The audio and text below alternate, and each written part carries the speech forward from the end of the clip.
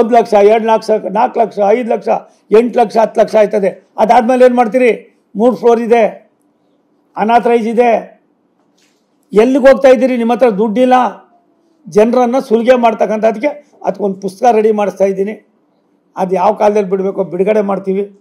ನಾನು 50 ರೂಪಾಯಿ 100 ರೂಪಾಯಿ ಬೆಟರ್ಮೆಂಟ್ ಚಾರ್ಜನ್ನು ಏನು ಅವತ್ತು ಪಟೇಲ್ರು, ಸನ್ಮಾನ್ಯ JH ಪಟೇಲ್ರು ಸಾಹೇಬ್ರೆ ಮಾಡಿ, ತಾವು ಇದ್ರಿ ಅವತ್ತು, ನೀವು ಅಲ್ಲೇ ಇದ್ರಿ ಅವತ್ತು ಮಾಡಿದ್ದಮ್ಮ, ನಾನು ಮಾಡಿದ್ದವತ್ತು 50 ರೂಪಾಯಿ ಸಿಟಿ ಲಿಮಿಟ್ನಲ್ಲಿ, ಹೊರಗಡೆ ಇರ್ತಕ್ಕಂಥದ್ದು 100 ರೂಪಾಯಿ ಮಾಡಿ, ಅಲ್ಲಿ ಯಾರು ಬಿ ಖಾತೆ ಅಂತ ಹೇಳ್ತಾರೆ, ಯಾರು ಅವತ್ತು ಅಗ್ರಿಮೆಂಟ್ ಆಗೋದನ್ನ ಬಿ ಖಾತೆ ಅಂತ ಮಾಡಿ. ಯಾಕೆ ಮಾಡ್ದು ಅಂತಂದರೆ, ಅಲ್ಲಿಯ ಜನ ಯಾರು ಮಾರಿದ್ದಾರೆ ಸೈಟ್ನವರು, ಮನೆ ಕಟ್ತಾ ಇದ್ದಂಗೆ ಅಗ್ರಿಮೆಂಟನ್ನು ಕ್ಯಾನ್ಸಲ್ ಮಾಡಿ ನಮ್ಮದು ಈ ಸೈಟ್ ಅನ್ನೋರು. ಅದನ್ನು ಇಮ್ಮಿಡಿಯೇಟಾಗಿ ನಾವೇನು ಮಾಡಿದ್ವಿ, ಯಾವುದೋ ಕಾಲದಲ್ಲಿ ಆಗಿರೋದಕ್ಕೆ ಇದು ಅನಾನುಕೂಲ ಆಯ್ತದೆ, ಬಡವ್ರು ತೊಂದರೆ ಆಯ್ತದೆ ಅನ್ನೋ ದೃಷ್ಟಿಯಿಂದ ಬಿ ಖಾತೆ ಅಂತ ಮಾಡಿ ಅವ್ನು ಬೆಟರ್ಮೆಂಟ್ ಚಾರ್ಜು ಕಟ್ಟಿದ್ದಾನೆ. ಅವನ ಸಬ್ ರಿಜಿಸ್ಟ್ರೇಷನ್ ಆಗದೇ ಇರೋದ್ರಿಂದ ಬಿ ಖಾತೆ ಮಾಡಿದ್ವಿ. ಅದನ್ನು ಇವಾಗ ಎ ಖಾತೆಗೆ ಮಾಡಿ ರಿಜಿಸ್ಟ್ರ್ ವ್ಯಾಲ್ಯೂ ಎಷ್ಟು ಬರ್ತದೆ, ಅದೇನು ಬರ್ತದೆ, ಅದು ಒಂದು ಕಡೆ ಅದು ಬಿಟ್ಬಿಟ್ರು. ನಿಮ್ಮ ಏನಿದೆ ಪ್ರಾಪರ್ಟಿ ಇದು ಇವತ್ತಿನ ಪರಿಸ್ಥಿತಿಲಿ ಅದ್ರ ಮೇಲೆ 5% ಕಟ್ಟಿ ಅಂತಾರೆ. ಅದಾದಮೇಲೆ ಸಬ್ ರಿಜಿಸ್ಟ್ರದೇನು ಎಲ್ಲೋ ಒಂದು ಕಡೆ ಕತ್ಲೆ ಕೋಣೆಯಲ್ಲೆಲ್ಲನೂ ಇಡತಕ್ಕಂಥದ್ದು. ಇದ್ರ ಬಗ್ಗೆ ಚರ್ಚೆ ಆಗಬೇಕಾಗಿದೆ. ನಾನು ಶಿವಕುಮಾರ್ ಅವರಲ್ಲಿ ವಿನಂತಿ ಮಾಡ್ತೀನಿ. 38C ಮಾಡಿದ್ವಿ ನಾವು, ವಿಧಾನಸೌಧದಲ್ಲಿ ಚರ್ಚೆ ಆಯಿತು. ಸನ್ಮಾನ್ಯ ವೀರಪ್ಪ ಮೊಯ್ಲಿ ಅವರಿದ್ದರು, ಧರ್ಮಸಿಂಗ್ ಅವರಿದ್ದರು, ಖರ್ಗೆ ಅವರಿದ್ದರು, ಎಲ್ಲರೂ ಕೂಡ ತುಂಬ ದೊಡ್ಡ ಚರ್ಚೆ ಆಯಿತು. ಅದನ್ನು president of India ಕಳಿಸಿದ್ರಿ.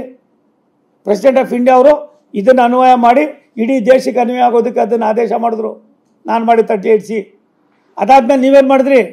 SM Krishna ಅವ್ರ ಕಾಲದಲ್ಲಿ ರಿಜೆಕ್ಟ್ ಮಾಡಿದ್ರಿ ಕರ್ನಾಟಕದಲ್ಲಿ. ಅವತ್ತು ಅದನ್ನು ಮಾಡಿದರೆ ಇವತ್ತು ಏನು ನಿಮ್ಮದು ಬಿ ಖಾತಾ ಅಂತ ಏನಿದೆ, ಬಿ ಖಾತಾ ಇರ್ತಾ ಇರಲಿಲ್ಲ. ಅವತ್ತಿಗೆ ಅದೆಲ್ಲ ಆಗೋಗಿತ್ತು ಅಂತ. ಇಂಥ ಅನೇಕ ವಿಚಾರಗಳು ನನಗೂ ಕೂಡ ಅನುಭವ ಇದೆ, ನೋಡಿದ್ದೀನಿ. ಸಾಮಾನ್ಯ ಜನರಿಗೆ ಹೊರೆ ಆಗ್ತಕ್ಕಂಥ ನಿಮ್ಮ ನಿಲುವುಗಳೇನಿದೆ ನಿಜ. 30-40 ಒಂದು 3 ಮನೆ ಕಟ್ಕೊಂಡಿರ್ತಾನೆ. ಒಂದು ಕುಟುಂಬ ಅಂದರೆ 3 ಜನ 2 ಜನ 4 ಜನ ಮಕ್ಕಳಿರ್ತಾರೆ. ಎಲ್ಲರ ಹತ್ರ ಮೇಲೆ ಡಿಪೆಂಡ್ ಆಗಿರ್ತಾರೆ. ನೀನು 4 ಮನೆ ಕಟ್ಬಿಟ್ಟಿದ್ಯಾ, ಅನಾಥರೈಸ್ ಕಟ್ಟಿದ್ಯಾ, ಅವಕಾಶ ಇತ್ತು ಕಟ್ಟಿದೋ. ಏನು ಮಾಡ್ತೀರಾ ಇವಾಗ ನೀವು? ಅವನ ಮೇಲೆ ದುಡ್ಡು ಹಾಕಿ ಆ ಬೆಲೆ ಮಾರ್ಕೊಂಡ್ರು ಕೂಡ ಅಷ್ಟು ದುಡ್ಡು ಆಗೋದಿಲ್ಲ. ಆ ಮಟ್ಟಕ್ಕೆ ಹೋಗ್ತದೆ. ಇದು ಅಷ್ಟು ಸುಲಭವಾಗಿ ಆಗೋದಲ್ಲ. ನಾನು ಶಿವಕುಮಾರ್ ಅವರಿಗೆ ವಿನಂತಿ ಮಾಡ್ತೀನಿ, ನಿಮಗೆಲ್ಲ ಒಂದು ಕಡೆ ಕತ್ಲೆ ಕೋಣೆ ಇಟ್ಟು ಅಧಿಕಾರಿಗಳು ಎಲ್ಲ ಒಂದು ಕಡೆ ಇದಕ್ಕೆ ಮಿಸ್ಲೀಡ್ ಮಾಡ್ತಾ ಇದ್ದಾರೆ. ದಯವಿಟ್ಟು ಇದನ್ನು ಕೂಲಂಕುಷವಾಗಿ ಚರ್ಚೆ ಮಾಡಿ. ಇದು ಮುಗಿದೋಗಿರೋದು. ಎ ಖಾತಾ ಬಿ ಖಾತಾ ಅನ್ನೋದು ಅವತ್ತಿಗೆ ಯಾರು ರೆವಿನ್ಯೂ ಓನರ್ ಇದ್ದ, ಸೈಟ್ ಓನರು, ಜಮೀನ್ದಾರ, ಆ ಜಮೀನ್ದಾರನಿಗೆಲ್ಲ ಒಂದು ಕಡೆ ತಗೊಂಡವ್ರಿಗೆ ಅನಾನುಕೂಲ ಆಯ್ತದೆ ಅನ್ನೋ ದೃಷ್ಟಿಯಿಂದ ನಾವು ಬಿ ಖಾತಾ ಮಾಡಿದ್ವಿ. ಅದು ಬರೀ GPA ಇದ್ದಿದ್ದರಿಂದ ಜನರಲ್ ಪವರ್ ಆಫ್ ಅಟಾರ್ನಿ ಮೇಲೆ ಇತ್ತು. ಅದಕ್ಕೋಸ್ಕರ ಮಾಡಿದವತ್ತು. ಅದನ್ನು ಇವತ್ತು ನೀವೊಂದು ದೊಡ್ಡದು ಏನು ಅದಕ್ಕೆ ಬರ್ತಾ ಇರೋ ಅಡ್ವರ್ಟೈಸ್ಮೆಂಟು ಯಾರ್ದಿದು? ನಿಮ್ಮದಲ್ಲ. ಇದೆಲ್ಲವೂ ಕೂಡ ಇದ್ದೇ JH ಪಟೇಲ್ರ ಕಾಲದಲ್ಲಿ ಆಗಿದೆ. ಅದಾದಮೇಲೆ ಭಾರತೀಯ ಜನತಾ ಪಕ್ಷಕ್ಕೂ ಕೂಡ ಸರ್ಕಾರ ಬಂದಾಗ ಸಾಕಷ್ಟು ಅದಕ್ಕೆ ಒತ್ತನ್ನು ಕೊಟ್ಟಿದ್ದೀವಿ. ದಯವಿಟ್ಟು ಇವೆಲ್ಲವನ್ನು ತಲೆಯಲ್ಲಿ ಇಟ್ಕೊಂಡು ಇರೋ ಗುಂಡಿಗಳು ಮುಚ್ಚಿ, ಏನಿವತ್ತು ಸುಮಾರು ಕಾರ್ಖಾನೆಗಳು ಬೇರೆ ಬೇರೆ ರಾಜ್ಯಗಳಿಗೆ ಹೋಗ್ತಾ ಇದೆ, ಅದು ತಪ್ಪಿಸ್ತಕ್ಕಂಥ ಅದಕ್ಕೆ ಕ್ರಮ ವಹಿಸಬೇಕು. ತಕ್ಷಣವೇ ಮುಖ್ಯಮಂತ್ರಿಗಳು ಜಾಣಕೂಡನ್ನು ಬಿಡಿ.